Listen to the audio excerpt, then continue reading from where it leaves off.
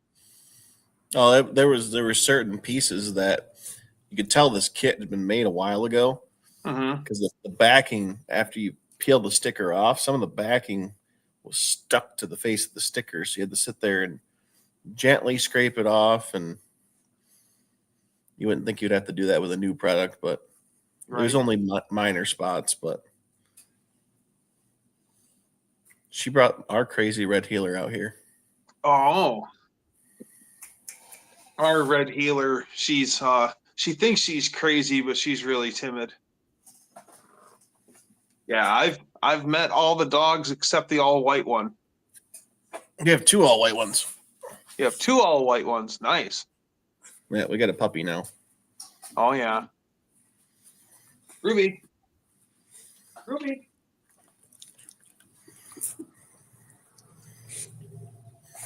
Oh. Look, there's more of your kind. Very cutie. There's the dogster.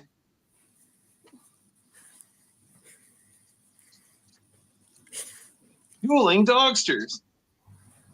And they're both red healers. We had George's dogs over last weekend. They went out of town, so He's got dogs now? Yeah, he has two dogs now.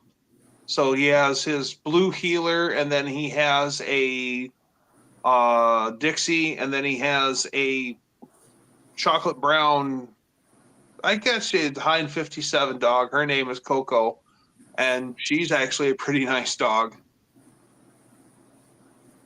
So we had all sorts of hound dogs over at the house last weekend. Nice. I pick up Ruby and do what you're doing but Ruby just won't have it. She'll be so uncomfortable. That one's not a lap dog unless you're on the couch.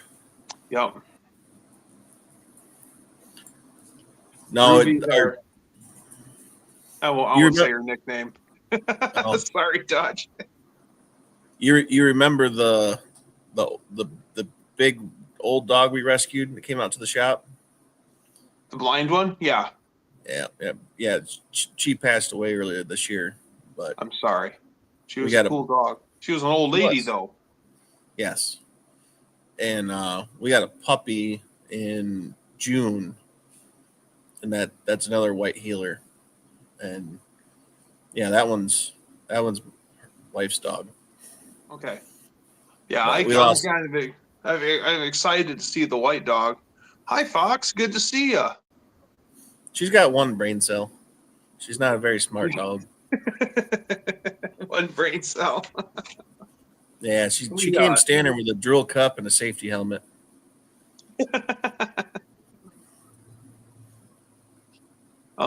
Dutch's one dog is like a beautiful white freckled dog, and yeah, it is tough losing a dog for sure, Fox, for sure. Dutch's one dog is a beautiful white dog with freckles, and there are times when he acts like that he is going to rip me to shreds. Oh, the new one's white too. Okay. Yep. She looked. Yeah, I can't wait to see the all white one. She's gonna go get her. Read the Travers rule from Steve Lato. Dino, that's so funny. Steve Lato's a cool guy. Yeah, the old dog. She started having seizures one day out of the blue, and it was within 8 hours we lost her. Wow.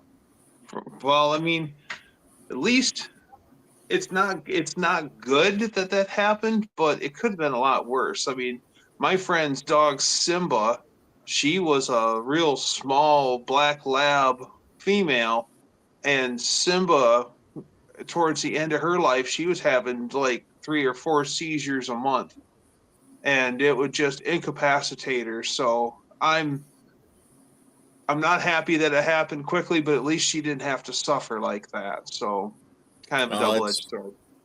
We thought maybe she got into something, and then it just Yeah, it started out it was like there was 2 hours between the first seizure and the second seizure, and then it got smaller and smaller, and then it got down to every 10 minutes. And then, yeah. That was fast. Quick swap. Aw. Oh, the ears are laid back. Not having it. Not having it. Beautiful dog. She's starting to get a little bit of speckles in here, but she was all white. She's so beautiful. I can't wait to meet her in person. Yeah. She's very calm. For being a healer, I don't know. She didn't get that crazy streak. Yeah, healers do have a crazy streak in them. Not this one. This one is just.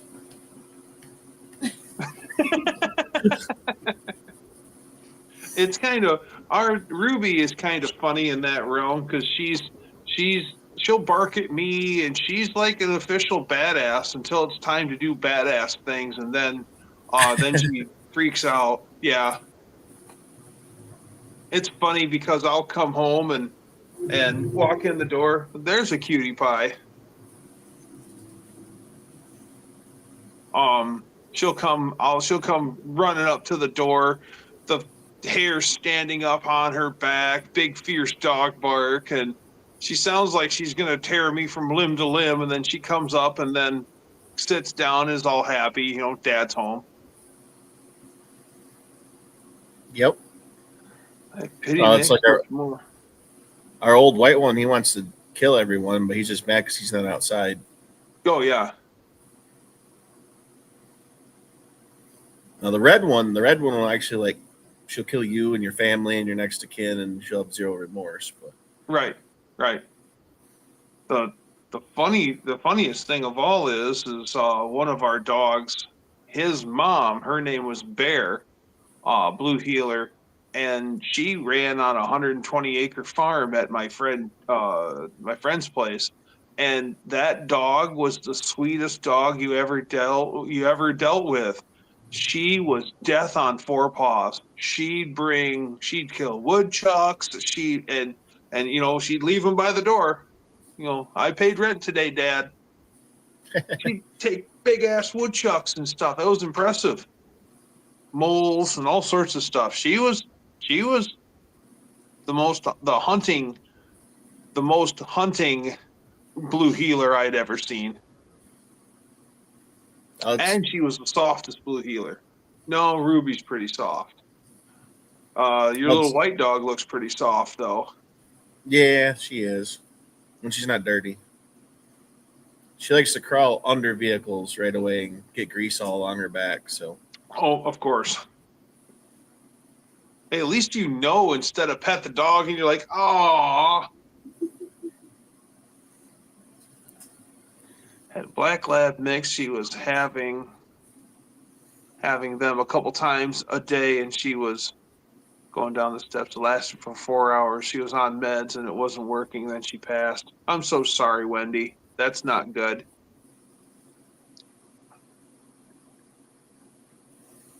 Yeah. No, I think Saturday will be nice because I think everything's dead. So all the weeds will be down, the bees will be dead. Yep. Actually, the day that winter day that we went to the top secret yard actually wasn't that bad, even with the snow, because of there was no vegetation. Yeah, it wasn't even that cold either. Like there was a little bit of ice, but it was a good day. I gotta get pictures of that old trailer that's next to the main building by the back door. It's got a little Dutch boy on it. Meyer trailer. Yeah. Because that's an old logo that is long since deceased.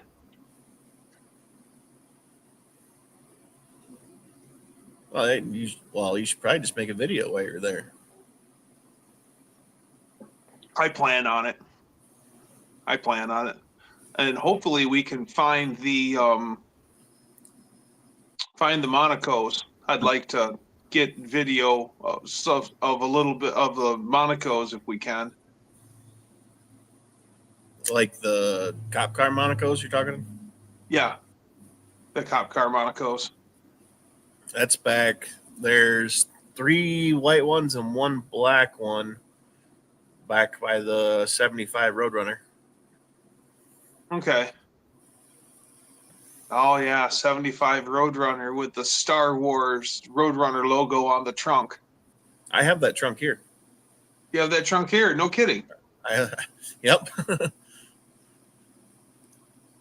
75 Roadrunners. No, 75 Roadrunners an F body, right? Nope, 76. Okay, so 75. Then I was right. 75 is like the mid-size. It's not Cordoba size. It's mid-size, like mini Doba. No, it's Cordoba size. It was the Fury. Okay, yep, the Fury trim line. Yeah, with that. Yep. You just say the Bob Seger ER. They treat injuries from night moves. That's funny, Fox. Yeah, here in Michigan, you get a lot of people that always will drop names, and they live next door to, or they fish with, or they have property up north with, and it's always the names are Ted Nugent, Bob Seger. Like everybody knows these people. Everybody drinks beer with them in their garage on Saturday. There's always the popular names. It's usually Bob Seger or Ted Nugent. So I wonder if John Mellencamp in Indiana, if that's the same way. Does everyone have property next to John Mellencamp and drink beer in his garage? And yeah.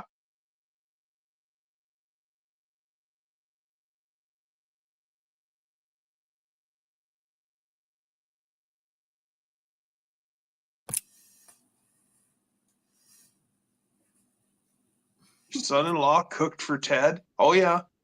My friend of mine was part of he was the Santa Claus for a toy run for a motorcycle group would do a toy run, and he was the Santa Claus, and they wanted to get one of our friends was security for Ted Nugent back in the day, and they went to a concert, and he actually went there to introduce my friend Bob to Ted. And he says, I do the blah, blah, blah toy run. I'm the Santa, and we'd like to get a big draw for our annual fundraiser, and we're wondering if you'd like to come perform. And Ted said, I'm not saying yes, and I'm not saying no. I would like to have my security team come take a look at everything and then deem if it's safe for me to do the show. So we'll see. So the security team came, checked things out, and then later Ted called Bob, and his bratty granddaughter was living with him, and she's just rude to everyone, and so she just happens to be the only one home. So Ted calls, and she's like, is Bob there? No, Bob's gone. But of course she's not the least bit nice on the phone. And he says, well, can you leave a message? I guess. Well, can you tell him that Bob's Uncle Ted called? And she goes, Grandpa doesn't have an Uncle Ted. Yeah, he does. So Bob comes home from pool league, and his granddaughter goes, some guy named Uncle Ted called. I told him you don't have an Uncle Ted. And he's like, oh no, she was rude to Ted. And ended up being that he called him back, and yeah, it ended up not being it was a no-go because of security concerns. But he did, however, send a whole bunch of signed merch for them to auction off for the charity. So, it wasn't a personal appearance, but it was better than the swift kick in the shorts. My best friend's cousin dog walker bought a Bob Seger album from his Uncle Ted. Does that count? Sure does, Bear Rose.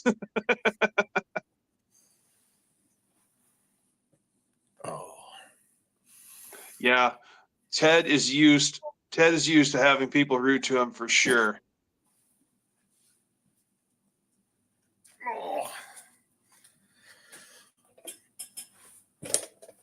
Up well in done. Macalona, Michigan, which is north of Cadillac, they have a big buck pole up there, and during deer season, and I've been told many times that Uncle Ted is usually up there. Ted Nugent's up there for the buck pole. I wouldn't be the least bit surprised. Seen think Ted we're at gonna Best turn in for the Memorial in night. Columbus, Ohio, at 83 or 84. Oh wow, I bet that was a good show. I think we're gonna turn in for the night. It's about 10:15. So Yep, I think I'm gonna pull the plug on this. It was great seeing seeing Team Dutch and the Hound Dogs. Looking forward to seeing you all on Saturday, so I'll see you then. And bye to everyone in the chat. Let's be like the Beach Boys and let's do it again. Let's get together and do it again. So check me out in same Dugster time, same Dugster channel. Bye, everybody. Bye, Mr. and Mrs. Dutch. see you, Doug. Make sure you end the stream. He didn't do that. I'm working on it. You There gotta we go. hit end stream. Yep, I just found it. Okay.